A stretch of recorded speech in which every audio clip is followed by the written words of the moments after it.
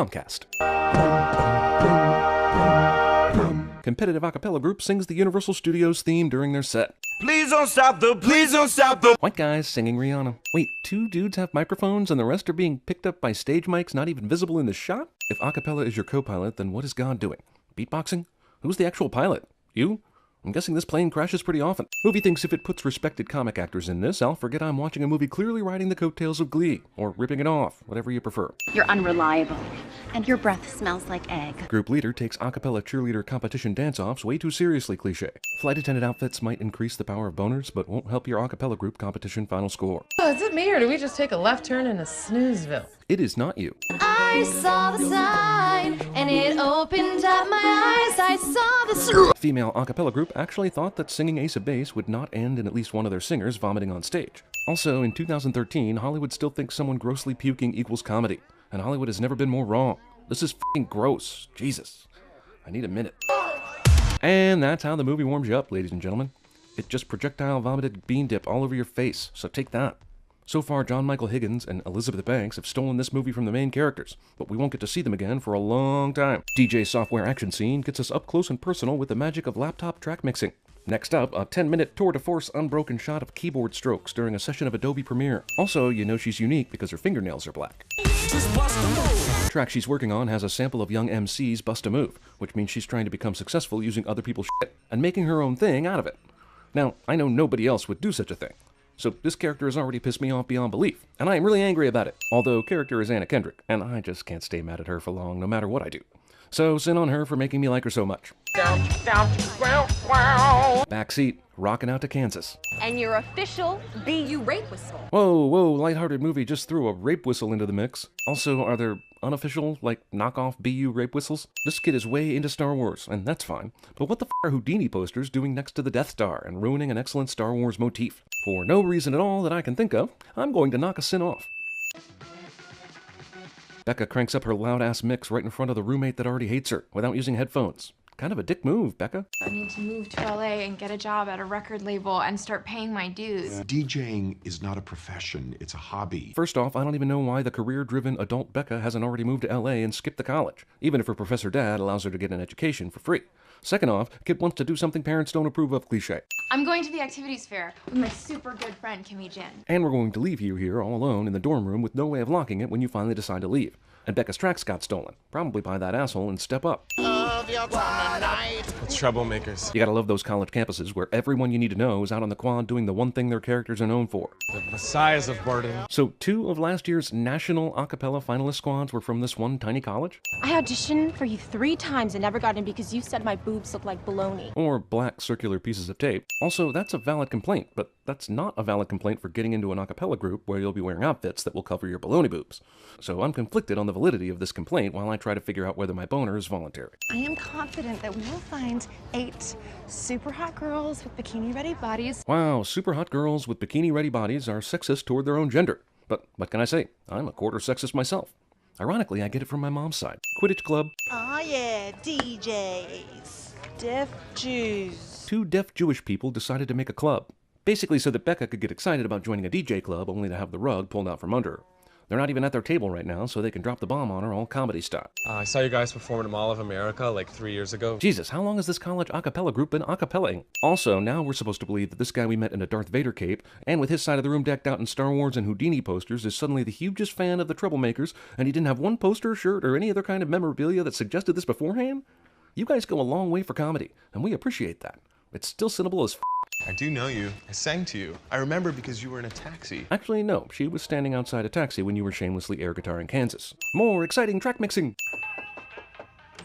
Becca? Asshole dad just walks in daughter's dorm room without getting the go-ahead. I can't hear a word you say. Becca unknowingly belts out a great audition for people who just happen to want her to join the a cappella group, and just happen to be in the bathroom at the same time. Cameraman fails at his job right now. Scene does not contain a lap dance. You were singing Titanium, right? You know David Guetta? Yeah, he's so tough to stumble across in everyday life. If you sing the same boring girly shit every year, you will blow chunks all over the place. Despite being an asshole, this bumper Alan dickhead is right. How in the f*** did the Bellas get into a national championship singing stuff that the audience and judges immediately found boring? It was cool, but it was all pretend. And here's the bad singer montage cliche. It's almost as tired as the woman who goes on dates with men who are hilariously unacceptable cliche. Dedicated, you took the time. Wasn't long until I called you mine. Wow, they all auditioned in the same key? That's amazing. I didn't know we had to prepare that song. Oh, that's okay. Sing anything you want. Person conducting auditions is massively unfair to the rest of the tryouts because she saw this chick's boobs in the shower once. Why is this dude still here? Is it because he's a main character trying to be the female lead's love interest? Well, back off, asshole, she's mine. The Sopranos. Jessica, Mary Elise, Lily. You know, the one you can't even hear because she's so quiet? For comedy. And our altos. Fat Amy. You know, one of the awful singers you didn't like. For comedy. Do my eyes deceive me? Are you a Bard and Bella? Nope, Kristen Stewart played Bella. Somehow Anna Kendrick was one of the secondary characters, and Edward Cullen's obsession would have made more sense. But I can see how you'd make that mistake. Ladies, gather around. Ready for a show. Yeah, these guys probably aren't popular in any other circle. But in this circle, there's supposedly a really popular a cappella group that wins national championships and should be swatting away women in this world left and right. Gotta keep your head up. Oh. Aca-party. Wait, this amphitheater and its party is located right outside Benji and Jesse's dorm room? I guess for optimal sadness? Does anyone here have anything to confess? It was an accident. You mean boning a troublemaker? How do you accidentally bang someone? Whoops, slick floors, fell right onto a penis there. But while we're here, also, why even admit it? Are there further penalties for lying about it past getting kicked out of the Bellas? This is a list of all of the songs that we have ever performed, and you will notice that we only do songs made famous by women. Because what didn't work in the past will almost certainly work this year. What are you doing? I'm doing horizontal running. And yet, banging a troublemaker is somehow worse than this behavior. I can see your toner through those jeans. That's my dick. Damn, my whole world just got f***ed up there. This is a cute scene, but damn, how long have they been working together now? Surely a guy as affable as him has been able to break the ice with the cool DJ wannabe chick before now. Jaws, E.T., The Breakfast Club, Star Wars, and Rocky. I would have included Taxi Driver and Apocalypse Now, but I'm only going for the popular vote here. Best scored and soundtrack movies of all time. Wow, movie gives the finger to Michael Giacchino, James Horner, Hans Zimmer, and a host of f***ing amazing composers. Not to mention the soundtracks of f***ing classic song compilation movies by folks like Quentin Tarantino, Cameron Crowe, and Martin Scorsese. What, do you not like movies or something? Apparently Becca would be excellent at CinemaSins, which we just might be open to giving her a job. But on the flip side, Jesse would be excellent at criticizing CinemaSins with that question people always ask us. Both of these characters have their place in our hearts. And Darth Vader is Luke's father. oh, right, so you just happened to guess the biggest cinematic reveal in history? Vader in German means father. Oh, come on. It certainly isn't pronounced like that. And it's not spelled like that either. Plus, you'd still have to do some decent sleuthing to figure out that reveal, even if you made the connection. So don't give me that shit. I still love you, though. It's the biggest cinematic reveal in history? You said this line after The Crying Game, The Sixth Sense, The Usual Suspects, Fallen, The Prestige, Primal Fear, and a host of great cinematic reveals had already come out. Oh, Mickey, you're so fine. And you're mine. This riff-off is kind of fun, I guess, but they could have explained the rules beforehand. You hear what the rule is later, but it seems like a greatest hits commercial where they play snippets of songs so you'll buy a compilation CD. Hey man, is that Freedom Rock? Well, turn it up, man. I'm having a good time. I really am. But I still feel the need to remind myself, that I'm watching an a cappella riff-off in an empty swimming pool at a college for nerds. It's a tough blow, ladies. The word you needed to match was it. And you sang it's. Hey man, I'm with you. Nitpickers are the best people in the world, of course, but that's hardly an accurate technicality. And what a bunch of bullshit. If you felt so strongly about it, you should have cut her off earlier, face. So wait, they won? I get that they won this round, but they sang like 2 rounds. What a f***ing rip-off this riff-off is. The Breakfast Club, 1985. Greatest ending to any movie ever. God damn it. You made this movie after such film endings as The Crying Game, The Sixth Sense, The Usual Suspects, Fall. This song launched Simple Minds in the U.S. Could have been a Billy Idol song, but he turned it down. Idiot. Yeah, because Billy Idol wasn't successful in the least and could have really used that Breakfast Club boost. Besides, do you want Breakfast Club ending in a Billy Idol song instead of this one? Things happen for a reason, dude. The white girl is back. That's super racist. Hey, just because you wear an outfit like the one you wore in Up in the Air doesn't mean you're getting an Oscar for this. You can't fool the Academy. Welcome, ladies and gentlemen. The Acapella Regional Championship brought to you by Apple, and the 2 announcers who will go on to announce the National Championship, but whatever. Pay no attention to those name actors we paid too much for. Also, is this on TV? Or the radio? At least in Dodgeball, they were on the Ocho, and it kind of made sense. But this? Who's listening to this? And who would want announcers giving play-by-play over the songs? Also, packed houses? These are niche acts, but apparently they have the pull of Beck or 1980s Def Leppard. To one day win a trophy by making music with their mouth. Pretty progressive and liberally themed movie decides to drown out the Lily Allen lyrics with play-by-play, which is odd, considering the actual lyrics they obscured, which are, "So you say it's not okay to be gay, well I think you're just evil. You're just some racist who can't tie my laces." Meaning, movie is afraid to be anti-racist and pro-gay. Is it me, or are those skirts just not working anymore? Hey, f*** you, buddy. There's some pretty damn hot replacement chicks in this group. We're going to split hairs here? Do we need 100% hotness to get down with the skirts? I got a new life. I understand tradition, but the Bellas literally performed the same song as last year. And I think that's a party foul, even in a cappella circles. In second place, you. and advancing to this year's semifinals, the Barton Bellas! Yeah! Even though they sang boring and old songs, according to the a cappella announcers. Hey, it's Discount Skinny Ron Jeremy. And Discount Donald Face. Holy sh! Please say you're for a fight. Oh, just what this movie needed. An a cappella fistfight, complete with known comic actors playing second fiddle cameos.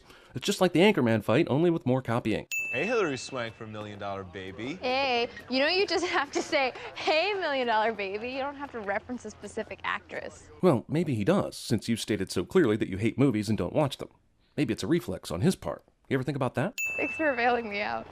Well, I didn't. You called my dad? Becca's dad, who is angry and paid the bail, decides to sit in the car to wait for his daughter, so the reveal is more dramatically devastating. I don't need your help. You're not my boyfriend. God, I hate it when Anna Kendrick reminds me of this every day when I break into her house to do her laundry. I did not have you pegged as an a cappella girl. It's because you don't know Becky like I do. Is this really a rivalry? Early on, it looked like Bella kind of liked this DJ dude, and I don't blame her. He's pretty dreamy. But where the hell does this come from? What a douchey thing to say, even for the guy we want to be with Becca by the end of the movie. Fat Amy is clearly not unconscious or showing any signs of needing CPR. But because the movie thinks Cynthia Rose being a lesbian is so hilarious, they make her do this, when any child knows Amy doesn't need CPR. Papa threw a big-ass burrito at me. So why all the theatrics about getting shot? Was it all for the CPR gag? Please don't tell me that was all for the CPR gag. Jesus, this is the slowest drive to anywhere, ever, anything. I hopped off the plane at LAX. Unfortunately, this bus sing-along must compete with Almost Famous, in which Tiny Dancer was sung. And when it comes to cinematic sing-along throwdowns, Elton John is going to beat Miley. So up the ante, movie. Running out of gas on the way to something really important cliche. And let's not forget this is all because of the hysterics involving a burrito. So this movie is one part Step Up, one part that reality competition show Pentatonics one, and one part the end of Sister Act 2. I got a new life. Seriously, how has the movie not answered the question about how this group gets so far in competitions with their boring-ass act? Apparently, judges visibly show what pleases and displeases them so you can change your act in the middle to accommodate them. Also, this one little extra flourish is going to make the judges find it less boring? Get the f*** out of here with that weak shit. Of course you're here right now. I don't need your help, okay? Can you back off? I just wrote a rant about how much of an asshole Becca is, but how can I stay mad at her? Anyway, what an asshole. Take a look, fellas, because I can honestly say this is the most convenient bag noticed by a secondary character to advance the plot in the history of cinema. Happy spring break. Thanks. Indeed. Thanks for that unexpected exposition, Kimmy Lynn. It has come to our attention that you are not in college. I'm speechless. I mean, you trust someone and then they do this to you. What I mean, of course, is this movie telling us there's actually a kid out there who loves a cappella so much he would pose as a college student to enter competitions for it. Also, movie gets a convenient out to propel the plot. You know, these are all pretty good movies. E.T., Jaws, Rocky, Schindler's List, Say Anything, Animal House, and even Slumdog Millionaire has its charm. But f***ing Scarface is officially the most overrated movie of all time. And with all the shit Becca was talking about movies earlier, I find it hard to believe she got through it just because she's secretly making up with Jesse behind his back. It's kind of not the same without everyone here. We need Becca. Really? Becca's the one who's been holding this shit together the whole time? Since when? Oh man, I just ate a hot dog too. If you're a Chicago Blackhawks fan, you extra hate this puke fight ballet scene. Lily is pretty much doing what the audience is forced to do right now. Now that everyone is kissed and made up, they nail the song they practice on the first try. With your messed up vocal cords, you can hit the bass notes. I mean, I was already giggling, but... Movie will now turn into a concert film, but is it interested in letting us see some of the choreography without massive edits? It is not. You don't think that's a problem? It's a problem. Gone are those Bella uniforms, and this is a whole new look for them, and it is hot, hot, hot! You clearly didn't like them before because of the new faces on the team. So why did a change in outfits turn you around on these girls you didn't like to look at before? It's not about the money, money, money. After rehearsing a Bruno Mars thing the night before in the empty swimming pool, the Bellas opt to go with the completely unrehearsed Jessie J medley for the competition. Also, I thought they didn't have much time to get ready for the Lincoln Center performance, but they somehow worked out 3 songs and all their choreography in like a couple days, I guess. Won't you come see about me? Damn, this girl went a long way to win the guy, but not the competition. All right, nerds. Let's go with... Suspense. Oh, Chloe, don't worry. It's just God punishing you because you're a ginger. That's it? One freaking outtake in the middle of the credits? Also, that's racist. I have notes. What? Oh my God.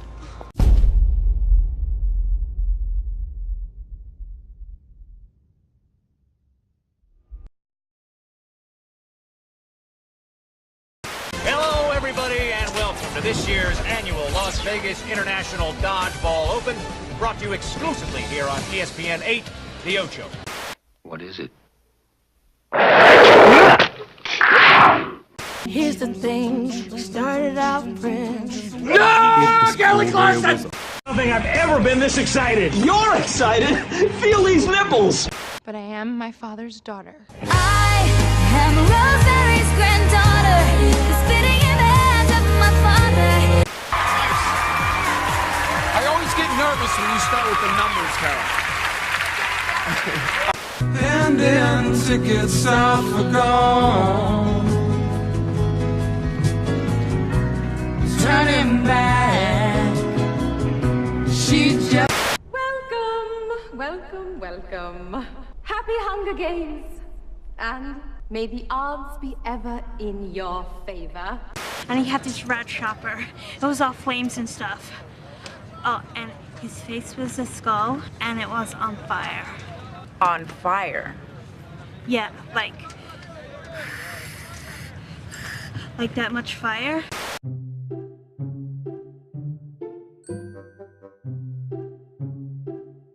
Here's a pitch-perfect drinking game.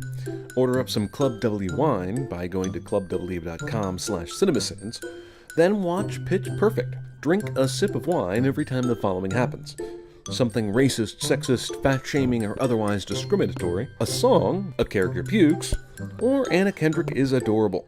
And if you remember any of your evening, be sure to send your memories to cinemasins@gmail.com, because they'll make one hell of a video, since you'll be drunk as shit. Anyway, clubw.com/cinemasins is where you can sign up for monthly wine to your door delivery service. It's wine to your door.